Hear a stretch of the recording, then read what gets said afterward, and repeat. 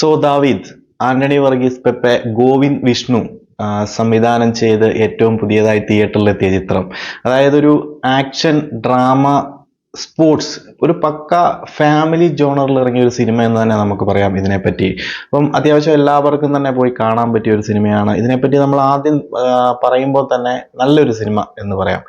നമ്മൾ കൊടുത്ത പൈസയ്ക്ക് മുതലായിട്ടുള്ള ഒരു സിനിമ. ഇതിന്റെ കൂടുതൽ ടെക്നിക്കലായിട്ട് ഭയങ്കര ഉള്ളിൽ കയറി പരിശോധിക്കേണ്ട ഒന്നും കാര്യമില്ല. സാധാരണക്കാർക്ക് അല്ലെങ്കിൽ സാധാരണ സിനിമ പ്രേക്ഷകർക്ക് പോയി കണ്ടു കഴിഞ്ഞാൽ ആസ്വദിക്കാൻ പറ്റുന്ന ഒരു സിനിമ എന്ന് തന്നെ പറയാം. തുടക്കം മുതൽ അവസാനം വരെയും ഒരു ലാഗുമില്ലാതെ അടുത്തത് എന്താണ് നടക്കുന്നത് എന്ന് അറിയാനുള്ള ഒരു ത്വരയോടുകൂടി തന്നെ നമുക്ക് കാണാൻ സാധിക്കും. ഭയങ്കരമായിട്ടുള്ള സർപ്രൈസിങ് എലമെന്റും കാര്യങ്ങളും ഒന്നും ഇല്ലെങ്കിൽ പോലും ആർക്കും കണ്ട് ഇരിക്കുന്ന പ്രേക്ഷകരെ സംബന്ധിച്ച് ഒരിക്കൽ പോലും ഒരു ലാഗ് ഫീൽ ചെയ്യത്തില്ല. ഈ ത്രൂ ഔട്ട് സിനിമയിൽ നമുക്ക് ഒരു രീതിയിലുള്ള ലാഗോ ബോറടിയോ ഒന്നുമില്ലാതെ കാണാൻ സാധിക്കും. ക്ലൈമാക്സ് ഒക്കെ നമുക്ക് ഭയങ്കരമായിട്ടുള്ള ഒരു ഗൂസ്ബം മൊമെന്റ്സ് പോലും നൽകുന്ന രീതിയിൽ ഈ ഒരു ചിത്രം സംവിധാനം ചെയ്യാൻ നമ്മുടെ ഗോവിന്ദ് വിഷ്ണുവിന് സാധിച്ചിട്ടുണ്ട്. അതുപോലെ തന്നെ മികച്ച അഭിനയം കാഴ്ചവെക്കാൻ ആന്റണി വർഗീസ് പെപ്പയ്ക്കും അതുപോലെ തന്നെ ലിജോ മോൾ, വിജയരാഘവൻ, അതുപോലെ ഒത്തിരി താരനിരകൾ ഇതിനകത്ത് അണിനിരന്നിട്ടുണ്ട്. എല്ലാവരും അവരുടേതായ റോളുകൾ മികച്ച രീതിയിൽ തന്നെ കൈകാര്യം ചെയ്തിട്ടുണ്ടെന്ന് തന്നെ പറയാം. ഇനി നമുക്ക് സിനിമയിലേക്ക് കടന്നു കഴിഞ്ഞാൽ സാധാരണ നമുക്ക് പെപ്പയുടെ ഒരു സിനിമ എന്നൊക്കെ പറയുമ്പം അടിപ്പടമായിരിക്കും. എല്ലാവരും പ്രതീക്ഷിക്കുന്ന നല്ലൊരു അടിപ്പടം തന്നെ, കുറച്ച് റൊമാൻസും അടിപ്പടവും ഇതൊക്കെ തന്നെയായിരിക്കും പ്രതീക്ഷിച്ച് എല്ലാവരും പോകുന്നത്. അപ്പം ഒരു ലോക്കൽ അടിപ്പടമായിരിക്കും സാധാരണഗതിയിൽ വന്നുകൊണ്ടിരിക്കുന്നത്. അപ്പം ഈ ഒരു ലോക്കൽ അടിപ്പടം എന്ന ആ ഒരു ലെവലിൽ നിന്ന് കുറച്ച് ലെവലപ്പ് ചെയ്തിരിക്കുന്ന ഒരു സിനിമയാണ് ഈ ദാവീദ് എന്ന് പറയുന്ന പെപ്പയുടെ ഏറ്റവും പുതിയൊരു ചിത്രം. നമ്മുടെ ലോക്കൽ അടിപ്പടത്തിൽ നിന്നും ഒരു ബോക്സിംഗ് റിങ്ങിലേക്ക് കടന്ന ഒരു സിനിമ എന്ന് തന്നെ പറയാം. ഒരു സ്പോർട്സ് ലെവലിൽ മികച്ചൊരു കഥയുമായിട്ട് വന്നിരിക്കുന്ന ഒരു സിനിമ എന്ന് തന്നെ നമുക്ക് ഇതിനെ വിശേഷിപ്പിക്കാൻ സാധിക്കും. ബോക്സിംഗ് റിംഗ് എന്ന് പറയുമ്പോൾ ത്രൂ ഔട്ട് ദ സിനിമയിൽ ബോക്സിങ്ങുമായി ബന്ധപ്പെട്ട് മാത്രമുള്ള ഒരു സിനിമ ആണോ എന്ന് ചോദിച്ചാൽ അങ്ങനെയുമല്ല. നല്ലൊരു കഥയുമായി പോയി നമ്മൾക്ക് പരിചിതമായ കഥകൾ തന്നെ, അല്ലാണ്ട് കേട്ട് പരിചയമില്ലാത്തതോ അല്ലെന്നുണ്ടെങ്കിൽ ഭയങ്കര സസ്പെൻസ് ഒക്കെ നിറഞ്ഞതോ ഇതുവരെയും വരാത്തൊരു സിനിമയോ അല്ലെങ്കിൽ വരാത്തൊരു കഥയോ ഒന്നുമല്ല. നമുക്ക് പരിചിതമാർന്ന കഥയൊക്കെ തന്നെയാണ്.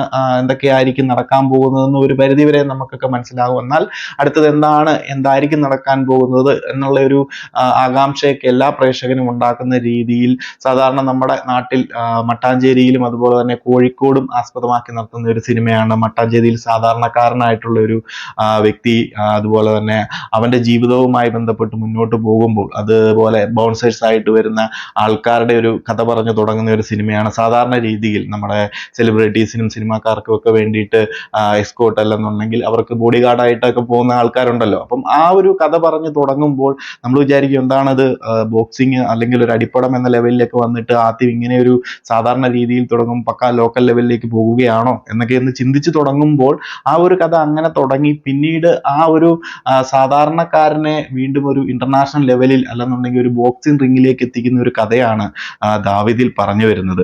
അപ്പോൾ ഒരു ഇന്റർനാഷണൽ ബോക്സർ കേരളം വിസിറ്റ് ചെയ്യുകയും അവർക്ക് ബൗൺസേഴ്സ് ആയിട്ട് പോകുന്ന കൂട്ടത്തിൽ നായകനായിട്ടുള്ള പെപ്പെ ആ ഒരു ഇന്റർനാഷണൽ ബോക്സറിന് നേരെ ആക്രമിക്കേണ്ട ഒരു സ്ഥിതി വരികയും അതുമായി ബന്ധപ്പെട്ട് പിന്നെ പ്രശ്നങ്ങൾ വരികയും ബോക്സറും ഈ പറയുന്ന ഇന്റർനാഷണൽ ബോക്സറും പെപ്പയും തമ്മിൽ നേരിട്ട് റിങ്ങിൽ ഏറ്റുമുട്ടേണ്ടി വരുന്ന ഒരു അവസ്ഥയിലേക്കാണ് പിന്നീട് കഥ പോകുന്നത്.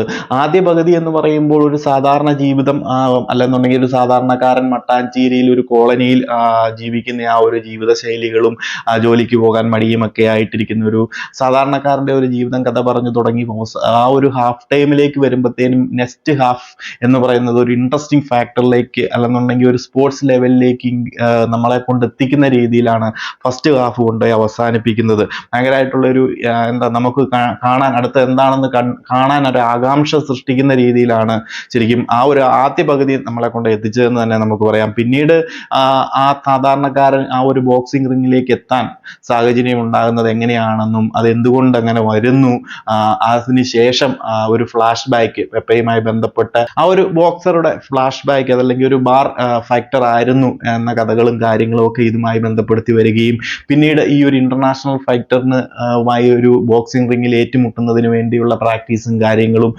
പിന്നെ ആ ഒരു മത്സരവും കാര്യങ്ങളും ഒക്കെയാണ് ഈ സിനിമയുടെ മൊത്തത്തിലുള്ള ഒരു മൊത്തം ആവിഷ്കരിച്ചിരിക്കുന്നത് എന്ന് നമുക്ക് പറയേണ്ടി വരും. എന്നാൽ അത് വളരെ മനോഹരമായി തന്നെ ആവിഷ്കരിച്ചിരിക്കുന്നു. അവസാന ക്ലൈമാക്സിലേക്കൊക്കെ വരുമ്പോൾ ഭയങ്കരമായിട്ട് നമുക്ക് ഭയങ്കര ഗൂസ് ബം മൊമെന്റ്സ് ഒക്കെ തരുന്ന രീതിയിലുള്ള മാസ് ബിജിയവും കാര്യങ്ങളും ഒക്കെ ഇട്ടും ഭയങ്കര നല്ല കുറച്ച് വിഷ്വൽസ് ക്രിയേറ്റ് ചെയ്യാൻ ക്യാമറാമാൻ ആണെന്നുണ്ടെങ്കിലും സാധിച്ചിട്ടുണ്ട്. എന്നാൽ സാധാരണഗതിയിൽ സ്പോർട്സ് ഒക്കെ വന്നു കഴിയുമ്പോൾ അതിന്റെ മത്സരങ്ങൾ അല്ലെന്നുണ്ടെങ്കിൽ കബഡി ആണെന്നുണ്ടെങ്കിലും അതുപോലെ തന്നെ ബോക്സിംഗ് ആണെന്നുണ്ടെങ്കിലും അത് ക്രിക്കറ്റ്, ഫുട്ബോൾ, വാട്ടെവർ എന്ത് ഗെയിം ആണെന്ന് പറഞ്ഞു കഴിഞ്ഞാലും നായകനെ വിജയിപ്പിക്കുക അല്ലെന്നുണ്ടെങ്കിൽ നായകൻ അടങ്ങുന്ന ഒരു ടീം വിജയിക്കുക, അതൊക്കെ ആയിരിക്കും ഒരു ക്ലൈമാക്സ് ലെവലിലേക്ക് വരുമ്പോൾ കാണാൻ സാധിക്കുന്നത്. എന്നാൽ ആ ഒരു സാധാരണ ടിപ്പിക്കൽ രീതിയെ ഒന്ന് ചെറുതായിട്ട് ഒന്ന് മാറ്റി പിടിച്ച് അല്ലെന്നുണ്ടെങ്കിൽ കംപ്ലീറ്റ് ഒരു മത്സരം വിജയിക്കുക എന്നല്ലാതെ മനസ്സുകൾ കീഴടക്കുന്ന ഒരു രീതിയിലേക്ക് ഒരു ചെറിയ രീതിയിലുള്ള ഒരു മാറ്റിപ്പിടിക്കലിന്റെ ബ്രില്യൻസ് കാണിച്ച സംവിധായകൻ ഗോവിന്ദ് വിഷ്ണുവിനാണെന്നുണ്ടെങ്കിലും മികച്ച ഒരു സംവിധാന മികവ് അല്ലെന്നുണ്ടെങ്കിൽ മികച്ച ഒരു ബ്രില്യൻസ് അവിടെ കാണിച്ചതായിട്ട് എനിക്കും തോന്നി.